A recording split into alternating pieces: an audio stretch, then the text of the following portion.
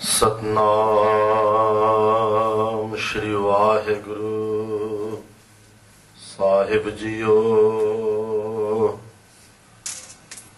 एक ओंकार सतनाम करता पुरख निर्भौ निर्वैर अकाल मूरत आजूनी सैभं गुर प्रसाद जप आद सच जुगाद सच है भी सच नानक होसी भी सच। सो कहो डल गुर सेवियै अहनस सहज सुभाए। दर्शन परसै गुरु कै जन्म मरण दुख जाए। होवै सिफत खसामंदी नूर अरसों कुरसों चटिया। तुद दिथे सच्चे पातशाह मल जन्म जन्म दी कटिया। सतनाम श्री वाहिगुरु साहिब जीओ। मन्नै मार्ग ठाक ना पाए मन्नै पातस्यों प्रगट जाए। मन्नै मग ना चलै पंथ मन्नै धर्म सेती संबंध। ऐसा नाम निरंजन होए जे को मन जाने मन कोए। वाहिगुरु जी का खालसा वाहिगुरु जी की फतेह। सुन हर कथा उतारी मैल महापुनीत भै सुख सैल। सब देव तम हर की कथा नाम सुनत दर्द दुख लथा। जबर तख छतर दे मालिक शब्दा अवतार दसां पातशाहियां दी आत्मिक जोत गुरता गति उपर जुगो जुग विराजमान।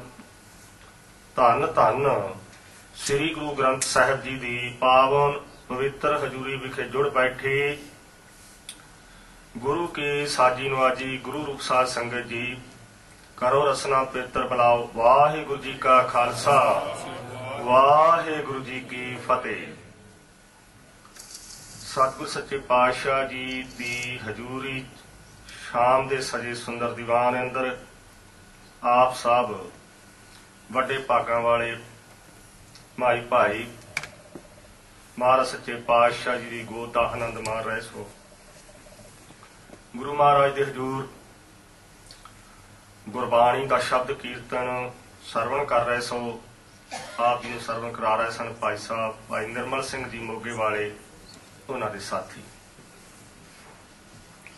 हुण जो लड़ीवार कथा इस स्थान तो प्रारंभ की गई है जिहड़ी पिछली कथा है उस तो आप अगे अज विचार करांगे। आप अपनी मन बिरतियां एकाग्र करके सरवण करो। जपजी साहिब बाणी दी कथा जो चल रही है उहदे विच सब तो पहला 13 पौड़ियां दी कथा हो चुकी है जिहदे विच 4 सरवण दीयां पौड़ियां ते 2 मनण दीयां। 2 मनण दीयां पौड़ियां दी कथा वो आपां विचारांगे। उस तो बाद ਅੱਗੇ ਅਗਲੀਆਂ ਪੌੜੀਆਂ ਆਰੰਭ ਹੋਣਗੀਆਂ। ਨਿਧਿਆਸਨ ਦੀ ਵਿਚਾਰ ਹੋਵੇਗੀ ਅਤੇ ਅਗਲੀਆਂ ਰਾਜਸੀ ਤਾਮਸੀ ਸਾਧਕੀ ਇਹ ਜੋ ਸ੍ਰਿਸ਼ਟੀ ਹੈ ਇਹਦੇ ਬਾਰੇ ਸਤਿਗੁਰੂ ਜੀ ਨੇ ਜੋ ਕਥਨ ਕੀਤਾ ਹੈ ਉਹ ਵਿਚਾਰ ਆਪਾਂ ਕਰਾਂਗੇ। ਇਸ 14ਵੀਂ ਪੌੜੀ ਦੇ ਅੰਦਰ ਸਤਿਗੁਰੂ ਜੀ ਨੇ ਕਥਨ ਕੀਤਾ ਕਿ ਜਿਨ੍ਹਾਂ ਨੇ ਗੁਰਮੁਖ ਪਿਆਰਿਆਂ ਨੇ ਨਾਮ ਨੂੰ ਸੁਣ ਕੇ ਉਹਨੂੰ ਮੰਨਿਆ ਹੈ, ਉਹਨਾਂ ਨੂੰ ਰਾਹ ਦੇ ਵਿੱਚ ਕਿਸੇ ਪ੍ਰਕਾਰ ਦੀ ਕੋਈ ਬਾਧਾ ਨਹੀਂ ਪੈਂਦੀ, ਕੋਈ ਰੁਕਾਵਟ ਨਹੀਂ ਆਉਂਦੀ, ਤੇ ਜਿੱਥੇ ਵੀ ਉਹ ਜਾਂਦੇ ਨੇ ਉਹਨਾਂ ਨੂੰ ਇੱਜ਼ਤ ਮਾਣ ਮਿਲਦਾ ਹੈ ਅਤੇ ਕਿਸੇ ਮਤ ਦੇ ਨਾਲ ਉਹਨਾਂ ਦਾ ਸੰਬੰਧ ਨਾ ਹੋਣ ਕਰਕੇ ਸਵੈ ਧਰਮ ਨਾਲ ਪੱਕਾ ਸੰਬੰਧ ਉਹਨਾਂ ਦਾ ਬਣ ਜਾਂਦਾ। ਮਤਾਂ ਮਤਾਂਤਰਾਂ ਵਿੱਚ ਨਹੀਂ ਹੋ ਜਾਂਦੇ ਵੀ ਇਹ ਨਹੀਂ ਵੀ ਕਦੇ ਕਿਸੇ ਨੂੰ ਮੱਥਾ ਟੇਕ ਲਿਆ, ਕਦੇ ਕਿਸੇ ਤੇ ਜਾ ਕੇ ਸਿਰ ਝੁਕਾ ਦਿੱਤਾ, ਕਦੇ ਕਿਸੇ ਦੀ ਪੂਜਾ ਵਿੱਚ ਜੁੜ ਗਏ, ਨਾ ਹੰਨੇ ਦੀ ਨਾ ਬੰਨੇ ਦੀ ਨਾ ਪਹਾੜਾਂ ਵਾਲੀ ਰੰਨੇ ਦੀ ਕਿਸੇ ਦੀ ਉਹ ਪੂਜਾ ਨਹੀਂ ਕਰਦੇ। ਸਿਰਫ ਧਰਮ ਦੇ ਵਿੱਚ ਪਰਪੱਕ ਰਹਿੰਦੇ ਨੇ। ਜਿਹੜੇ ਆਪਣੇ ਧਰਮ ਦੇ ਨਾਲ ਪੱਕੇ ਤੌਰ ਤੇ ਜੁੜੇ ਰਹਿੰਦੇ ਨੇ ਉਹਨਾਂ ਦਾ ਸਦਾ ਵਾਸਤੇ ਧਰਮ ਦੇ ਨਾਲ ਮਜ਼ਬੂਤ ਰਿਸ਼ਤਾ ਬਣ ਜਾਂਦਾ ਹੈ। ਸਤਿਗੁਰ ਸੱਚੇ ਪਾਤਸ਼ਾਹ ਆਰੰਭ ਤੋਂ ਲੈ ਕੇ ਜੋ ਸਾਨੂੰ ਉਪਦੇਸ਼ ਬਖਸ਼ਦੇ ਨੇ ਆਪ ਸਰਵਣ ਕਰੋ ਜੀ। ਮੰਨੈ ਮਾਰਗ ਠਾਕ ਨਾ ਪਾਏ। ਜਿਹੜੇ ਗੁਰਮੁਖ ਪਿਆਰੇ ਨਾਮ ਦਾ ਮੰਨਣ ਕਰਨ ਵਾਲੇ ਨੇ ਉਹਨਾਂ ਦੇ ਰਸਤੇ ਦੇ ਵਿੱਚ ਕਿਸੇ ਤਰ੍ਹਾਂ ਦੀ ਠਾਕ ਭਾਵ ਰੁਕਾਵਟ ਨਹੀਂ ਪੈਂਦੀ। ਉਹਨਾਂ ਦੇ ਰਸਤੇ ਦੇ ਵਿੱਚ ਕੋਈ ਰੁਕਾਵਟ ਪਾਉਣ ਵਾਲਾ ਨਹੀਂ ਆਉਂਦਾ। ਮੰਨੈ ਪਤ ਸਿਉ ਪ੍ਰਗਟ ਜਾਏ।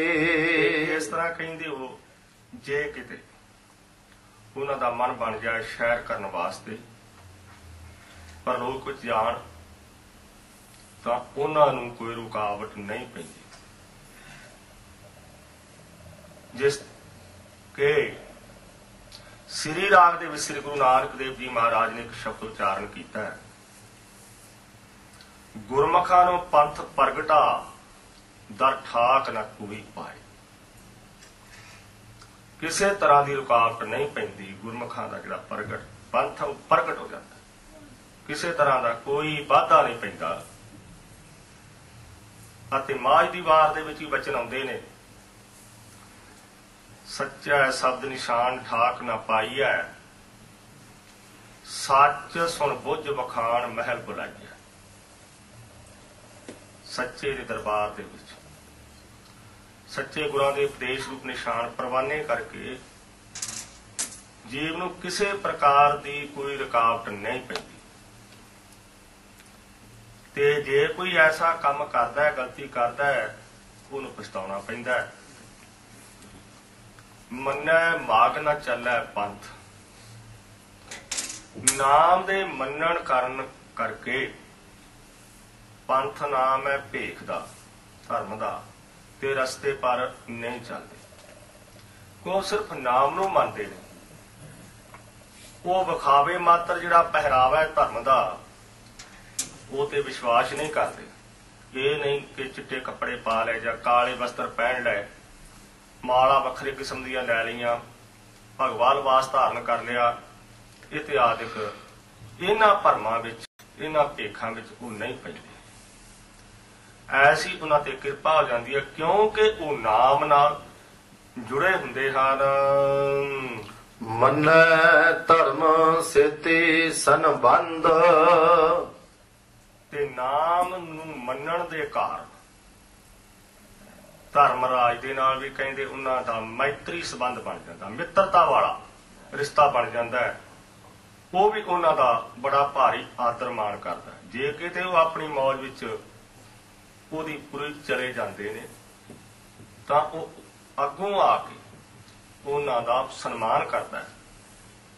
ਨਾਮ ਧਿਆਇਨ ਸਾਜਣਾ ਜਨਮ ਪਦਾਰਥ ਜੀਤ ਨਾਨਕ ਧਰਮ ਐਸੇ ਚਵਹਿ ਕਿ ਤੋ ਭਵਨ ਪੁਨੀਤ। ਸਵੈ ਧਰਮ ਦੇ ਨਾਲ ਉਹਨਾਂ ਦਾ ਗੂੜਾ ਸੰਬੰਧ ਹੋ ਜਾਂਦਾ ਹੈ ਆਪਣੇ ਧਰਮ ਦੇ ਨਾਲ।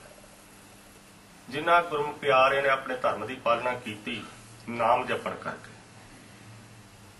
ਬਾਬਾ ਬੰਦਾ ਸਿੰਘ ਬਹਾਦਰ ਸਾਹਿਬ ਸ੍ਰੀ ਗੁਰੂ ਗੋਬਿੰਦ ਸਿੰਘ ਜੀ ਮਹਾਰਾਜ ਨੇ ਥਾਪਣਾ ਦੇ ਕੇ ਦੱਖਣ ਤੋਂ ਪੰਜਾਬ ਨੂੰ ਭੇਜਿਆ। ਦੁਸ਼ਮਣਾਂ ਨੂੰ ਸੋਧਿਆ। ਸਮਾਂ ਮਾੜਾ ਆ ਗਿਆ। ਗੁਰਦਾਸ ਨੰਗਲ ਦੀ ਗੜੀ ਦੇ ਵਿੱਚ ਘੇਰਾ ਪਿਆ।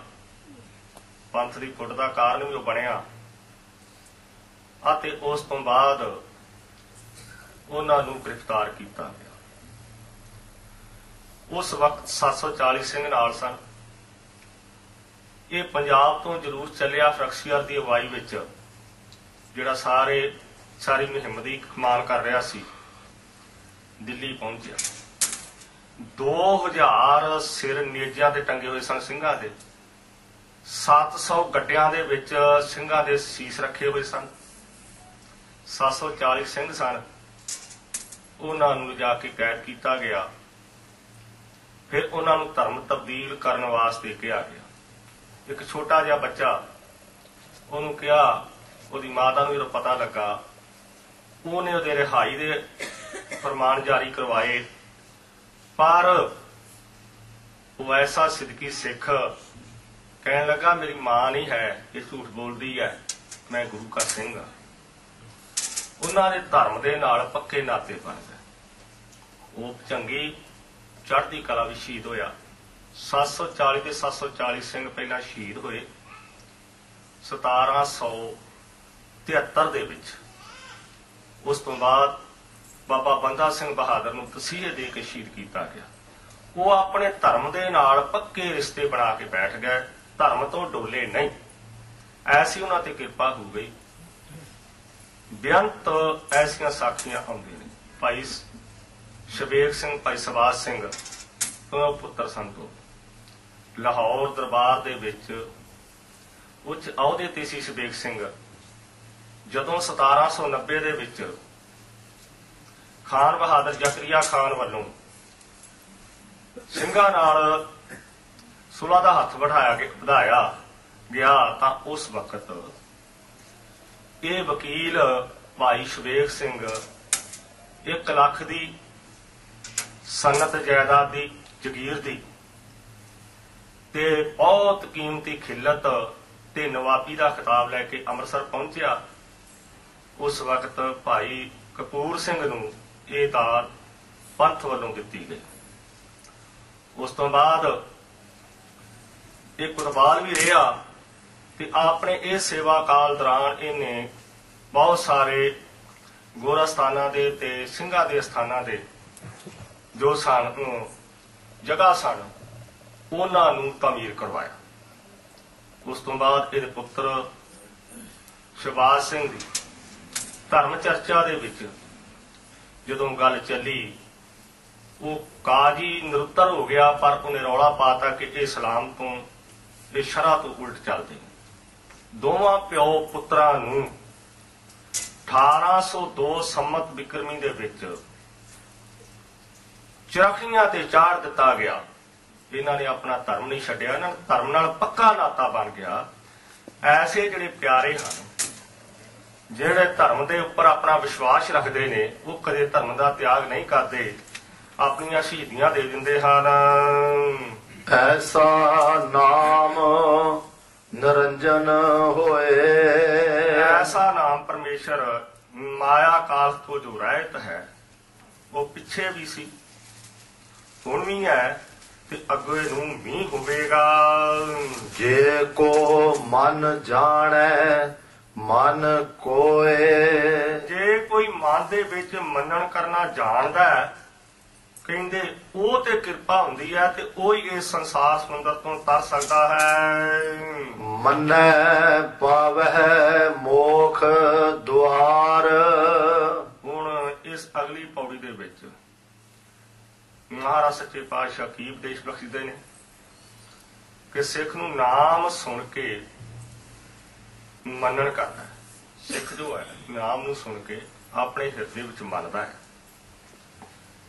ਤਾਂ ਉਹ ਘਰ ਬੈਠਿਆਂ ਹੀ ਕਲਿਆਣ ਪਾ ਲੈਂਦਾ ਹੈ।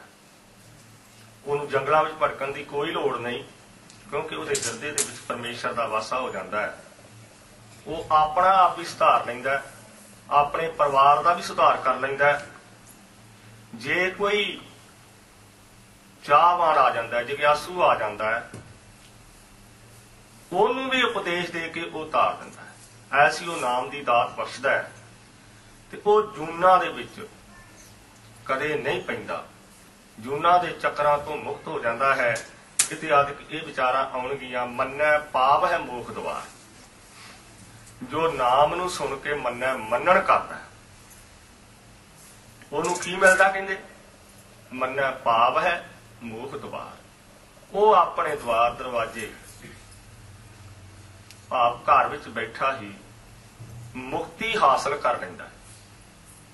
ਮੁਕਤੀ ਉਹਨੂੰ ਪ੍ਰਾਪਤ ਹੋ ਜਾਂਦੀ ਹੈ, ਅਥਵਾ ਉਹ ਸਾਰੇ ਤਰ੍ਹਾਂ ਦੀਆਂ ਮੁਕਤੀਆਂ, 4 ਤਰ੍ਹਾਂ ਦੀਆਂ ਮੁਕਤੀਆਂ ਮੰਨੀਆਂ ਨੇ, ਉਹਨਾਂ ਮੁਕਤੀਆਂ ਨੂੰ ਵੀ ਪਾ ਲੈਂਦਾ ਹੈ। ਸਲੋਕ, ਸਮੀਪ, ਸਰੂਪ, ਸਾਯੁਜ, ਇਹ 4 ਪ੍ਰਕਾਰ ਦੀ ਮੁਕਤੀ। ਉਹ ਸਲੋਕ ਦੇ ਵਿੱਚ ਰਹਿਣਾ ਤੇ ਉਹਦੇ ਸਮੀਪ ਨੇੜੇ ਰਹਿਣਾ, ਉਹਦੇ ਸਰੂਪ ਵਰਗਾ ਬਣ ਜਾਣਾ। ਜਿਹੜਾ ਉਪਾਸ਼ਕ ਹੈ ਉਹ ਉਪਾਸ਼ਿਆ ਨੂੰ ਧਿਆਉਂਦਾ ਹੋਇਆ, ਉਪਾਸ਼ਿਆ ਨਾਮ ਹੈ ਪਰਮੇਸ਼ਰ ਦਾ, ਉਹਨੂੰ ਧਿਆਉਂਦਾ, ਉਹਦਾ ਰੂਪ ਹੀ ਫਿਰ ਅਖੀਰ ਵਿੱਚ ਬਣ ਜਾਂਦਾ, ਉਹਦੇ ਵਿੱਚ ਅਭੇਦ ਹੀ ਹੋ ਜਾਂਦਾ ਹੈ। ਐਸੀ ਉਹਨੂੰ ਜੋ 4 ਪ੍ਰਕਾਰ ਦੀ ਮੁਕਤੀ ਹਨ ਉਹ ਪ੍ਰਾਪਤ ਹੋ ਜਾਂਦੀਆਂ ਹਨ। ਮਨ ਪਰਵਾਰ ਸਾਧਾਰੋ, ਮੁਕਤੀ ਦਾ ਦਰਵਾਜ਼ਾ ਬ੍ਰਹਮ ਗਿਆਨ ਵੀ ਉਹ ਪਾ ਲੈਂਦਾ, ਕੇਵਲ ਮੁਕਤੀ ਵੀ ਉਹਨੂੰ ਮਿਲ ਜਾਂਦੀ ਹੈ, ਹਰੇਕ ਪ੍ਰਕਾਰ ਦੀ ਮੁਕਤੀ। ਮੰਨੈ ਪਰਵਾਰੈ ਸਾਧਾਰ, ਸੱਸੇ ਨੂੰ ਕੰਨਾ ਸਾਧਾਰ ਦੇ ਨਾਲ ਪਾਠ ਕਰਨਾ, ਸੁਧਾਰ ਕਈ ਕਰ ਜਾਂਦੇ। ਮੰਨੈ ਪਰਵਾਰੈ ਸਾਧਾਰ, ਜੋ ਨਾਮ ਸੁਣ ਕੇ ਮੰਨੈ ਮੰਨਣ ਕਰਦੇ ਨੇ, ਉਹ ਪ੍ਰਤੱਖ ਆਪਣਾ ਜੋ ਪਰਿਵਾਰ ਹੈ, ਪਰਿਵਾਰ ਦੇ ਵਿੱਚ ਘਰ ਵਾਲੀ ਆ ਜਾਂਦੀ ਹੈ, ਪੁੱਤਰ ਆ ਜਾਂਦੇ ਨੇ, ਧੀਆਂ ਆ ਜਾਂਦੇ ਨੇ, ਸਾਰੇ ਕੀ ਉਹਨਾਂ ਦੇ ਸਹਿਤ, ਉਹਨਾਂ ਦੇ ਸਮੇਤ ਸਾਧਾਰ ਸਹਿਤ ਆਸਰੇ ਦੇ ਹੋ ਜਾਂਦਾ ਹੈ।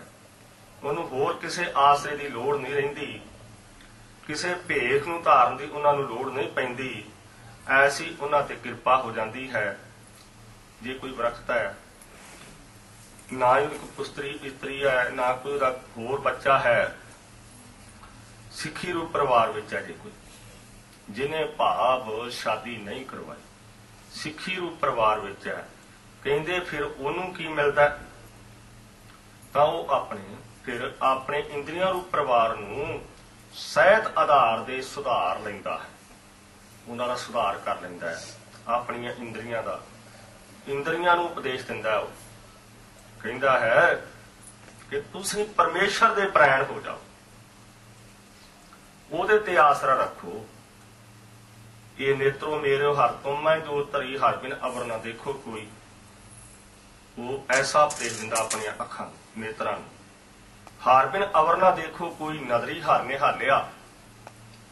ਫਿਰ ਉਹ ਆਪਣੇ ਕੰਨਾਂ ਨੂੰ ਕਹਿੰਦਾ ਸੰਬੋਧਨ ਕਰਕੇ, ਇਹ ਸ਼ਰਵਣੋ ਮੇਰੇ ਹੋ ਸਾਚਾ ਸੁਣਨਾ ਨੂੰ ਪਠਾਏ, ਸਾਚਾ ਸੁਣਨਾ ਨੂੰ ਪਠਾਏ ਸਰੀਰ ਲਾਏ, ਸੁਣੋ ਸਤ ਬਾਣੀ। ਐਸਾ ਉਪਦੇਸ਼ ਆਪਣੀਆਂ ਇੰਦਰੀਆਂ ਨੂੰ ਉਹ ਦੇ ਕੇ ਤੇ ਉਹਨਾਂ ਨੂੰ ਕਾਬੂ ਵਿੱਚ ਰੱਖਦਾ ਹੈ।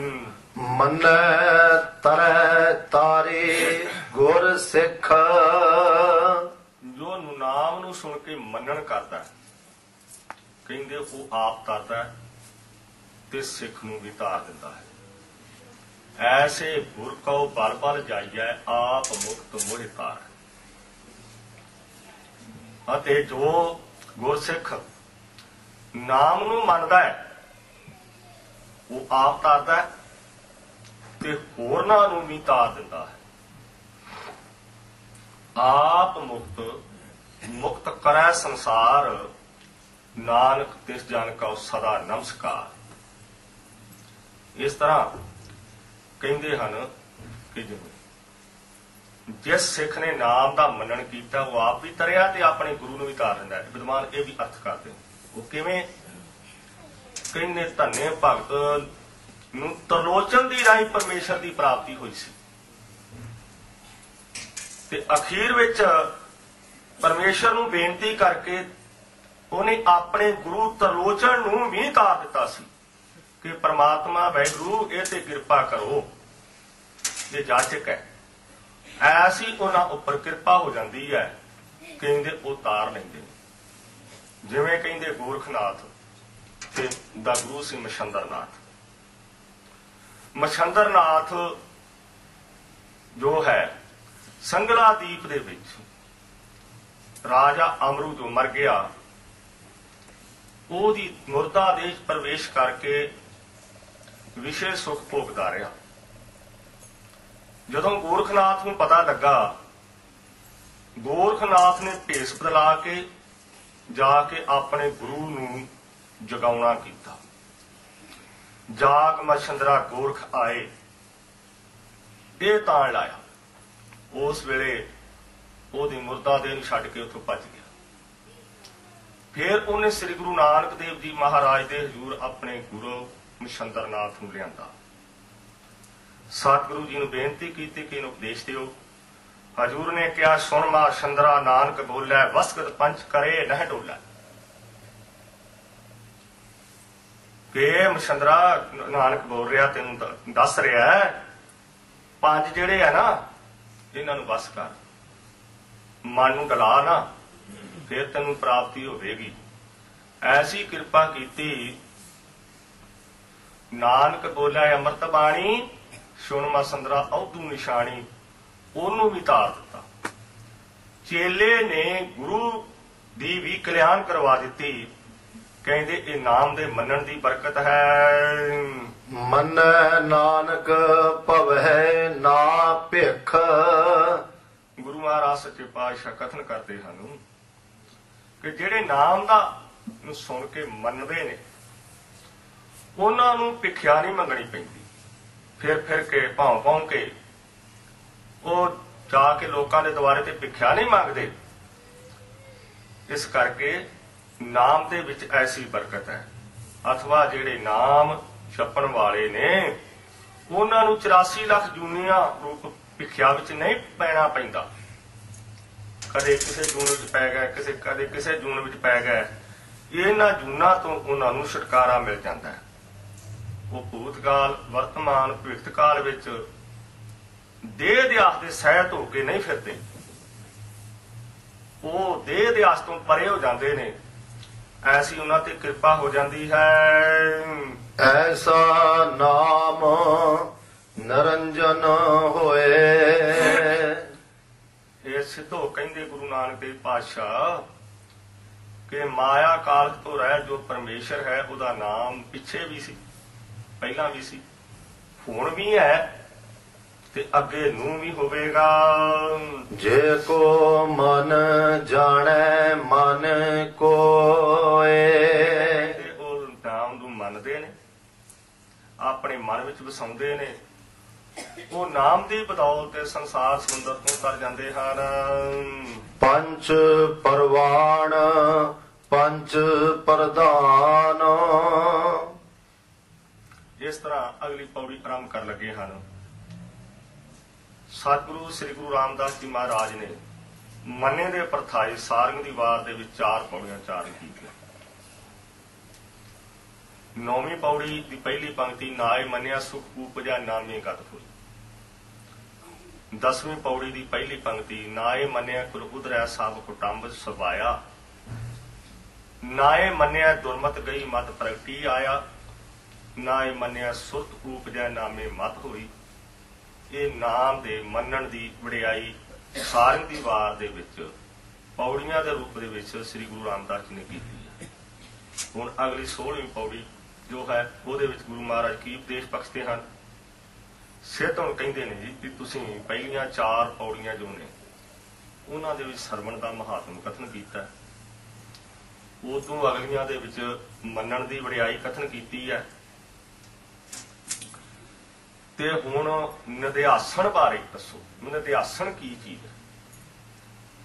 ਨਿਧਿਆਸਣ ਕਿਹਨੂੰ ਕਿਹਾ ਜਾਂਦਾ ਹੈ? ਸਤਿਗੁਰ ਸੱਚੇ ਪਾਤਸ਼ਾਹ ਨਿਧਿਆਸਣ ਦੇ ਸੰਬੰਧ ਦੇ ਵਿੱਚ ਜੋ ਹੈ ਸਿੱਧਾਂ ਨੂੰ ਅਥਵਾ ਸਾਨੂੰ ਉਪਦੇਸ਼ ਬਖਸ਼ਦੇ। ਨਿਧਿਆਸਣ ਕੀ ਚੀਜ਼ ਹੈ ਕਿ ਅਨਾਤਮਾਕਾਰ ਬਿਰਤੀ ਦਾ ਤਿਰਸਕਾਰ ਕਰਕੇ, ਅਨਾਤਮਾਕਾਰ ਅਥਵਾ ਸੰਸਾਰਾਕਾਰ ਬਿਰਤੀ ਦਾ ਤਿਆਗ ਕਰਕੇ, ਤਿਰਸਕਾਰ ਕਰਕੇ ਬ੍ਰਹਮਾਕਾਰ ਬਿਰਤੀ ਦੀ ਇਸਤਤੀ ਹੀ ਨਿਧਿਆਸਣ ਹੈ। ਕਾਮ ਕ੍ਰੋਧ ਲੋਭ ਮੋਹ ਹੰਕਾਰ ਜੋ ਹੈ ਇਹ ਸੰਸਾਰਾਕਾਰ ਬਿਰਤੀ ਹੈ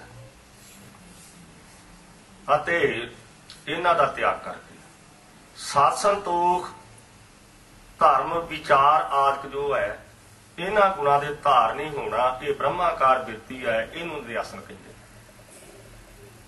ਭਾਵ ਕਿ ਕਾਮ ਕ੍ਰੋਧ ਲੋਭ ਮੋਹ ਹੰਕਾਰ ਦਾ ਤਿਆਗ ਕਰਤਾ, ਸਤ ਸੰਤੋਖ ਦਇਆ ਧਰਮ ਵਿਚਾਰ ਜੋ ਹੈ ਉਸ ਇਹਨਾਂ ਗੁਣਾਂ ਨੂੰ ਗ੍ਰਹਿਣ ਕਰਨਾ, ਇਹ ਨਿਧਿਆਸਣ ਬਿਰਤੀ ਹੈ। ਨਿਧਿਆਸਣ ਦੇ ਇਹ ਗੁਣ ਹਨ।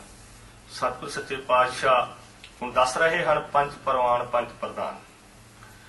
ਜਿਨ੍ਹਾਂ ਨੇ ਕਹਿੰਦੇ ਨਿਧਿਆਸਣ ਕੀਤਾ ਹੈ ਉਹ ਪੰਜ ਸ੍ਰੇਸ਼ਟ ਮਹਾਤਮਾ ਇਸ ਲੋਕ ਦੇ ਵਿੱਚ ਪ੍ਰਵਾਨ ਨੀਕਣ, ਪ੍ਰਮਾਣ ਨੀਕਣ। ਜੇ ਕਹਿੰਦੇ ਉਹ ਇਸ ਲੋਕ ਦੀ ਗੱਲ ਕੀਤੀ ਹੈ, ਜੇ ਕਹਿੰਦੇ ਪਤਾਲ ਵਿੱਚ ਚਲੇ ਜਾਣ ਤਾਂ ਉਹ ਪੰਜ ਸ੍ਰੇਸ਼ਟ ਮਹਾਤਮਾ ਸਾਧੂ ਸੰਤ ਜਨ ਉੱਥੇ ਵੀ ਪ੍ਰਧਾਨ ਮੁਖੀ ਨੇ। ਇਸ ਤਰ੍ਹਾਂ ਜਾਣਨਾ ਕਰੋ। ਪੰਚੇ ਪਾਵਹਿ ਦਰਗਹਿ ਮਾਨ। ਪੰਚੇ ਸ੍ਰੇਸ਼ਟ ਉਹ ਸਾਧੂ, ਉਹ ਸੰਤ ਧਰਮ ਰਾਜ ਦੀ ਕਚਹਿਰੀ ਦੇ ਵਿੱਚ ਜੇ ਚਲੇ ਜਾਂਦੇ ਨੇ ਤੇ ਉਹਨਾਂ ਨੂੰ ਬੜਾ ਭਾਰੀ ਆਦਰ ਮਾਣ ਮਿਲਦਾ। ਜਿਵੇਂ ਕਹਿੰਦੇ ਰਾਜਾ ਜਨਕ ਗਿਆ ਸੀ, ਰਾਜੇ ਜਨਕ ਦੇ ਜਾਣ ਕਰਕੇ ਨਰਕ ਲੋਕ ਠੰਡੇ ਪੈ ਗਏ ਸਨ।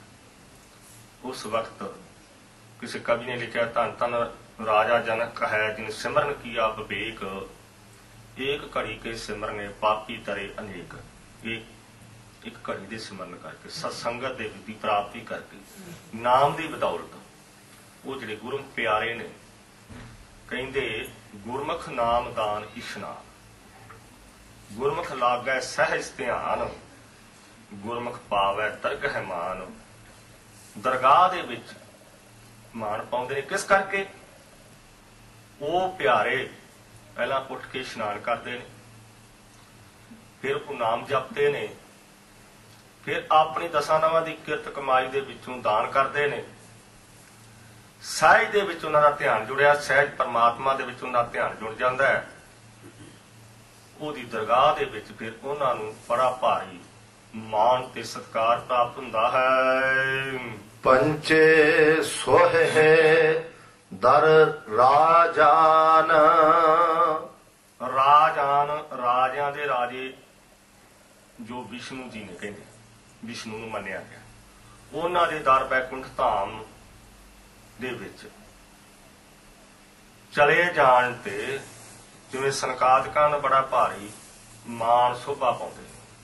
ਸਨਕ ਸਨੰਦਨ ਸਨਾਤਨ ਸੰਤ ਕੁਮਾਰ ਇਹ ਬ੍ਰਹਮਾ ਦੇ ਪੁੱਤਰ ਮੰਨੇ ਗਏ। ਇਸ ਤਰ੍ਹਾਂ ਹੋਰ ਜਿਹੜੇ ਹਨ ਉਹਦੇ ਪਿਆਰੇ ਪਰਮੇਸ਼ਰ ਦੇ ਮੰਨਣ ਵਾਲੇ ਜਦੋਂ ਉਹਦੀ ਦਰਗਾਹ ਵਿੱਚ ਜਾਂਦੇ ਨੇ, ਜਦੋਂ ਉਹਦੇ ਦਰਬਾਰ ਵਿੱਚ ਜਾਂਦੇ ਨੇ, ਉਹਨਾਂ ਨੂੰ ਬੜਾ ਭਾਰੀ ਮਾਣ ਪ੍ਰਾਪਤ ਹੁੰਦਾ ਹੈ, ਬਹੁਤ ਸਤਿਕਾਰ ਮਿਲਦਾ ਹੈ। ਪੰਚਾ ਕਾ ਗੁਰ ਏਕੋ ਧਿਆਨ।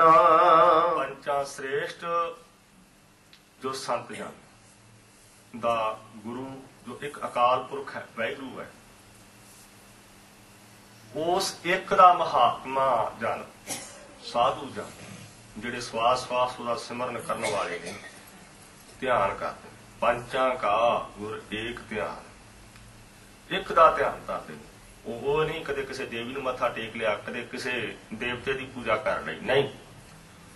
ਉਹ ਸਾਰੀ ਸ੍ਰਿਸ਼ਟੀ ਦਾ ਮਾਲਕ ਪਰਮੇਸ਼ਰ ਹੈ, ਸਿਰਫ ਉਹਦਾ ਧਿਆਨ ਧਰਦੇ ਹਨ, ਉਹਦੇ ਧਿਆਨ ਵਿੱਚ ਜੁੜਦੇ ਨੇ।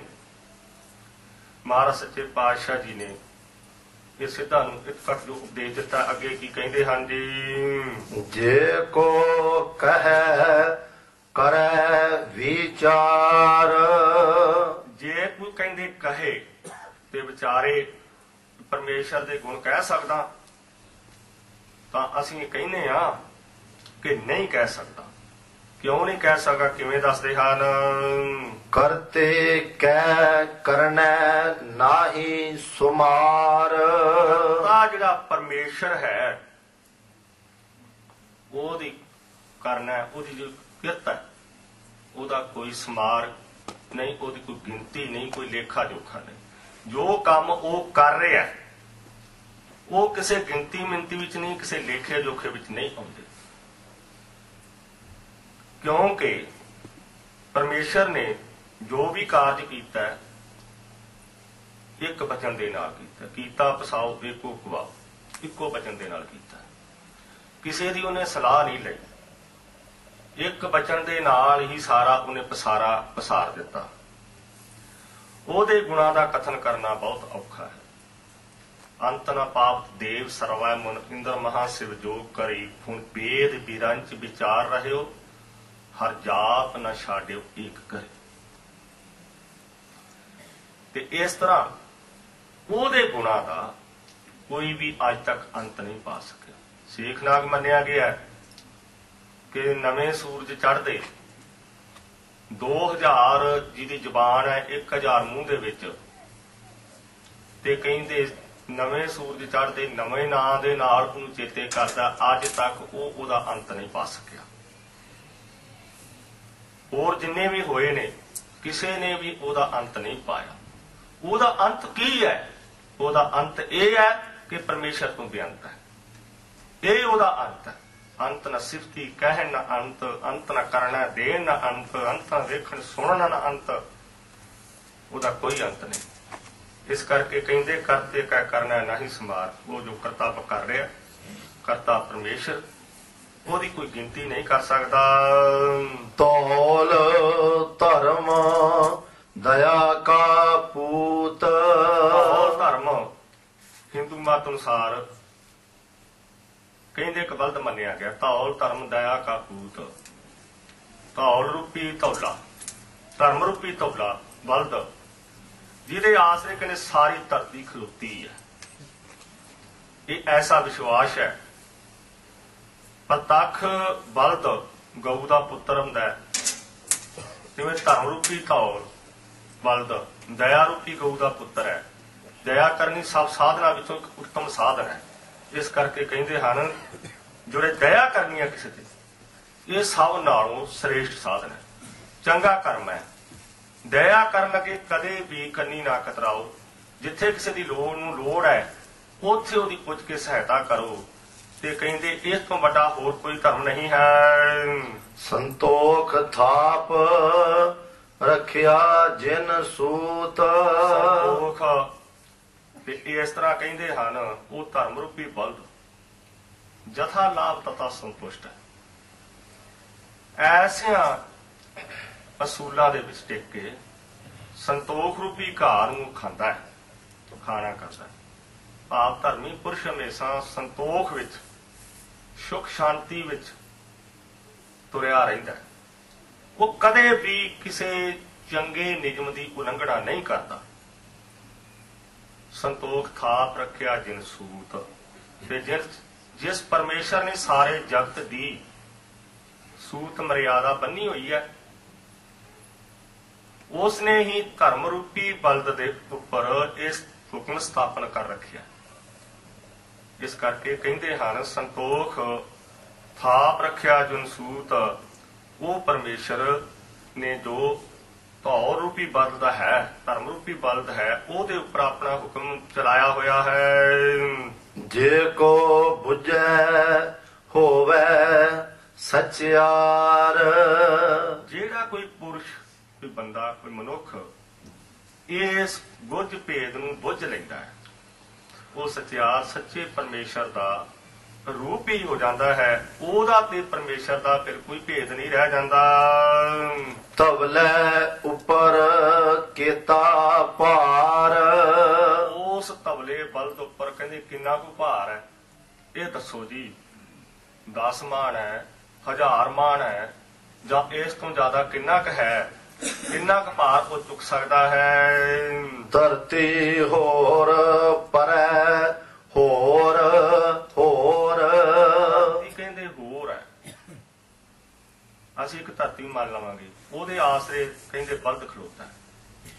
फिर जे कहंदे धरती को होर है, ਉਹਦੇ आसरे बल्द खलोता है, तो गुरु जी कहंदे भी वो धरती किहदे आसरे खलोती है? सिद्धा ने कहा जी, कहंदे परे होर बैल है, बल्द है, ते ਉਹਦੇ आसरे दूजी धरती खलोती है। फिर गुरु महाराज सच्चे पातशाह कहन लगे कि पहला जिहड़ा बौलद है दूजे दे आसरे ते दूजा पहले दे आसरे मनांगे तां अन्ने अन्ना आसरे दोष आ जाएगा। ये दोष मन्ने ने विद्वानां ने, अन्ने अन्ने आसरे दोष। ਇਹਦੀ ਨਿਵਰਤੀ वास्ते फिर सिद्ध कहन लगे जी, कहंदे होर कहंदे की तीजी होर धरती मनांगे, ਉਹਦੇ आसरे बैल खलोता है। तो गुरु जी ने कहा कि पहला बल्द दूजे दे सहारे खलोता है, दूजा तीजे दे आसरे ते खड़ा है, तीजा फिर पहले दे आसरे ते मनोगे तो इस तरह चक्कर का दोष आ जाएगा। ये भी गल कहंदे बनदी नहीं। इस दोष की निवृत्ति वास्ते फिर तुसीं दसोगे की करोगे? तां कहंदे हन कि होर बल्द मनांगे। कहंदे जे होर बल्द मनोगे वो धरती दे आसरे है, उस दे आसरे धरती है, ते जब इस तरह करदे बहुत ही गिनती हो गई तो अन अवस्था दोष आ जाएगा। ते इस तरह कहंदे दोष ही दोष वधी जाणगे ते आपां किस सिट्टे ते पहुंचांगे? सिट्टा ते कोई ना निकलेगा। इस करके कहंदे हन तबला धरती होर परै होर होर, तिस ते भार तलै कबन जोर, तिस दे भार थले केड़ा, किस दा जोर बल आसरा है, वो बल्द किस दे आसरे खड़ा है। जे कह लीए कि अपने आसरे खलोता है तो आत्म आसरे दोष आ जाएगा। इस करके आत्म अपने आसरे कोई भी चीज नहीं खलोती। जिन्नियां चीजां ने जो परमेश्वर ने बनाया है वो ओदे आसरे हैं, अपने आसरे कोई भी नहीं। इस करके कहंदे सीधा ये क्यों नहीं कहंदे कि परमेश्वर ने सारा कुछ बनाया है ते ओदे आसरे ही सारे खड़े हैं। जी जात रंगा के नाव, जी जात रंगा के नाव। जी कई जीव, कई जातियां, कई प्रकार के जीव परमेश्वर ने पैदा किए हैं। कई तरह दी खाणियां, 4 तरह दी खाणियां, अंडज जेरज सेतज उत्पज, 4 प्रकार दी खाणियां कीतियां पैदा। आते कई प्रकार के रंगां दे लोग पैदा किए ने, काले रंग दे, चिट्टे रंग दे, भूरे रंग दे इत्यादि। ते कई नावां दे जीव पैदा किए ने। जी जात रंगा के नाव, कई जीव, कई जातियां, कई रंग, कई नाम बनाए ने। जी ते जातियां ते रंग बना के फिर रंगा विच वखरे वखरे नाम बनाए ने। इस करके कहंदे हन कि भाई वो परमेश्वर जिसने इस सृष्टि नूं पैदा किया ਉਹਦੇ बारे आपां की कह सकते हैं? सबना लिखिया बुड़ी कलाम, सबना लिखिया बुड़ी कलाम। जिस वेले जीवां दे मत्थे पर लेख वो परमेश्वर लिखदा है तां वक्खो वखरा लिखदा होगा। तां गुरु महाराज सच्चे पातशाह कहण लगे नहीं, जिस वेले हुक्म रूपी कलम बुड़ी वगदी है ना तां उस वक्त प्रतख कलम दवाद तो बिना ही, कलम दवाद की उन्होंने कोई लोड़ नहीं। सारे जीवां दे मत्थे पर वक्खो वखरे लेख लिखे जाते, उन्होंने वखरी कलम की लोड़ नहीं, वखरा समा लाउण की लोड़ नहीं, ना किसी को उਡੀਕਣ की लोड़ है। वो इक्को वारी सब कुछ कर दिंदा है। मलार दी वार दे विच 1280 अंग ते सतगुरु जी फरमाउंदे आ, हुक्मी सिर लिखा सिरलेख बिन कलम वसमाणिया। हुक्मी हुक्म परमेश्वर जिहड़ा हुक्मी है, मत्थे उपर लेख लिखदा है, कलम तो बिना, शाही तो बिना। ऐसा उहदा लिखिया होया लेख है। कहंदे हन कि जिस वेले कलम बुड़ी उचारी उस वेले कहंदे हन एको हम बहु श्यामा पर्यायाए। ये वेदांत ਦਾ ਮਤ ਹੈ ਕਿ ਇੱਕ ਤੋਂ ਮੈਂ ਬਹੁਤੇ ਰੂਪ ਹੋਵਾਂ। ਕਹਿੰਦੇ ਇਹ ਪਰਮੇਸ਼ਰ ਦਾ ਫੁਰਨਾ ਹੋਇਆ ਸੀ ਉਸ ਵਕਤ। ਐਸਾ ਉਹ ਲੋਕ ਵਿਸ਼ਵਾਸ ਕਰਦੇ ਹਨ। ਸਭ ਜੀਵਾਂ ਦੇ ਮੱਥੇ ਤੇ ਪਰਮੇਸ਼ਰ ਦਾ ਲਿਖਿਆ ਹੋਇਆ ਹੀ ਲੇਖ ਹੈ। ਇਹੋ ਲੇਖਾ ਲਿਖ ਜਾਣੈ ਕੋਏ। ਉਹਦਾ ਲੇਖਾ ਲਿਖਿਆ ਕਿਤਨਾ ਕੁ ਹੋਵੇਗਾ। ਹਾਂਜੀ, ਕਹਿੰਦੇ ਹਨ ਕਿ ਜੇ ਕੋਈ ਸਿੱਧ ਕਰੇ ਕਿ ਇਸ ਲੇਖੇ ਨੂੰ ਲਿਖ ਜਾਣਦੇ ਹਾਂ ਤਾਂ ਗੁਰੂ ਜੀ ਕਹਿੰਦੇ ਨੇ ਅਸੀਂ ਉਸ ਪਾਸੋਂ ਪੁੱਛਦੇ ਹਾਂ, ਤੁਸੀਂ ਦੱਸਣਾ ਕਰੋ ਜੀ। ਲੇਖਾ ਲਿਖਿਆ ਕੀਤਾ ਹੋਏ। ਉਹਦਾ ਲਿਖਿਆ ਲੇਖਾ ਕਿੰਨਾ ਕੁ ਹੈ। ਕੀਤਾ ਤਾਣ ਸਵਾਲਿਓ ਰੂਪ। ਉਸ ਪਰਮਾਤਮਾ ਦਾ ਤਾਣ ਬਾਲ ਕਿਤਨਾ ਕੁ ਹੈ। ਤਾਣ ਨਾਮ ਹੈ ਬਲ ਦਾ, ਅਤੇ ਉਸ ਦੇ ਸੁੰਦਰ ਸਰੂਪ ਦੀ ਸਵਾਲਿਓ ਸਲਾਘਾ ਸਿਫਤ ਕਿੰਨੀ ਕੁ ਕਹੀ ਜਾ ਸਕਦੀ ਹੈ।